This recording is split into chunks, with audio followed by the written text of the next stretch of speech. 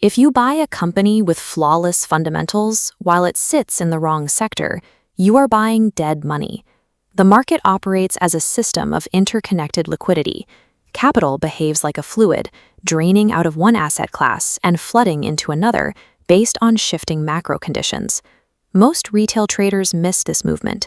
They react to news headlines or chase breakouts after the primary capital flow has already peaked. Avoiding these traps requires a framework to detect the footprint of institutional entry before the price accelerates.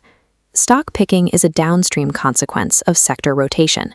Mastering the upstream reality of how capital moves is the only defense against a bull trap. Relative strength measures a sector's performance against a baseline benchmark, like the Nifty. This chart shows a specific sector holding its value while the broader market drops. When an asset refuses to drop alongside the index, it indicates that sellers are being met by an equal or greater force of institutional buying. The shift toward lower interest rates reduces the cost of capital for infrastructure projects, making renewable energy yields more attractive to large-scale investors. Foreign institutional flows track these policy shifts, moving into the renewable investment cycle to capture long-term infrastructure returns. When macro alignment meets high relative strength, a sector moves from a period of stagnation into a sustained growth cycle. Large-scale buyers use a 4-part validation checklist before committing to a sector breakout. Step 1 requires the sector index to show clear relative strength against the benchmark. Step 2 tracks the price structure, looking for the transition from a pattern of lower lows to a sequence of higher highs.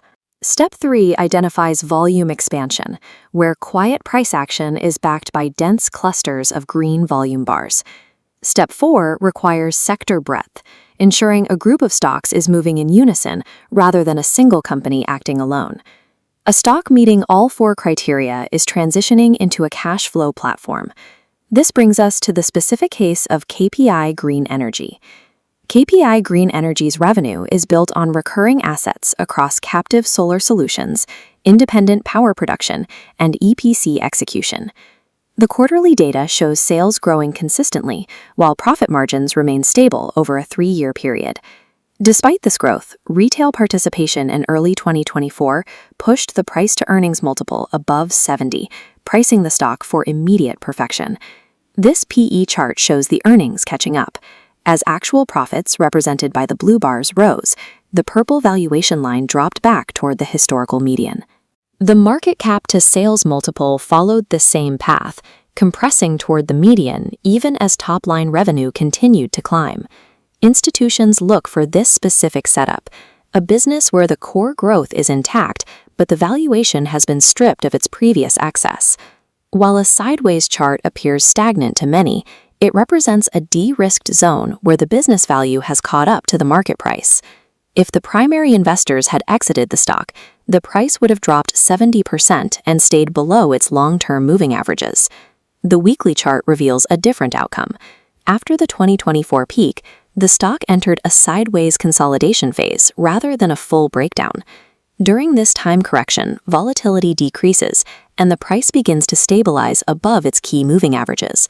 This marks the transition from a narrative-driven rally to an earnings-driven cycle. Tight consolidation followed by an expansion in volume is a signature of institutional reaccumulation. In a sideways market, the lack of price movement leads impatient traders to sell. This process clears the order book, allowing shares to move from retail hands into institutional portfolios. On the daily chart, the price is currently interacting with the 50 and 200-day moving averages, identifying where short-term momentum meets long-term support. The hourly chart shows an increase in activity at these levels, with green volume bars clustering at the right edge of the range. The price is currently testing the 520 to 560 rupee range. This zone contains a supply of sellers who bought the previous high and are looking to exit as the price returns to their entry point. A sustained weekly close above 560 indicates that buyers have successfully absorbed this supply. Clearing this resistance creates a path towards 650 and 750, while a rejection at this level would lead to further consolidation. Entering a position inside this resistance range is a coin flip. Success in the system comes from identifying when that resistance has been neutralized. The renewable sector carries structural risks that can undermine a strong technical setup. Many companies report high accounting profits while suffering from weak operating cash flow. Rising accounts receivable and an expanding debt load are primary indicators of a deteriorating fundamental position. If a company must repeatedly dilute its equity to fund projects, the resulting share supply can suppress the stock price regardless of project success. A technical breakout without cash flow support often leads to a bull trap. KPI Green Energy currently functions as a candidate for re-accumulation rather than a confirmed leader.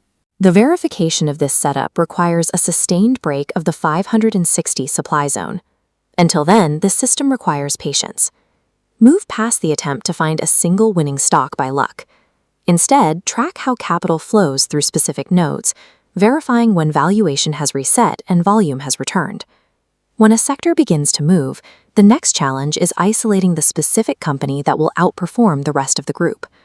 In the next episode, we will detail the quantitative framework used to identify the leading stock within a high-strength